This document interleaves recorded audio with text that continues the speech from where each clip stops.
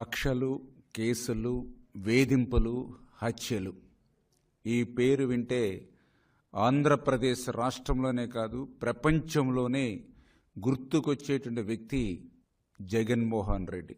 అటువంటి వ్యక్తి ఈరోజు హింస గురించి, హత్యల గురించి మాట్లాడుతూ ఉంటే రావణాసురుడు వచ్చి రామాయణం చెప్పినట్లుగా ఈరోజు ఉన్నటువంటి పరిస్థితి.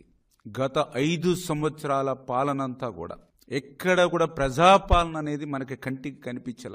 5 సంవత్సరాలు కూడా రాక్షస పాలనే ఆంధ్రప్రదేశ్ రాష్ట్రంలో మనందరం కూడా చూసినటువంటి పరిస్థితి. ప్రతిరోజు, ప్రతి నెల, ప్రతి సంవత్సరం 30 యాక్ట్లు ప్రతి జిల్లాలోనూ కూడా అమలు చేసినటువంటి పరిస్థితి. 144 సెక్షన్లతో నిత్యం పాలన నడిచినటువంటి పరిస్థితి. మాలాంటి ప్రజాప్రతినిధుల ఇంటికి కూడా తెల్లవారుజామునే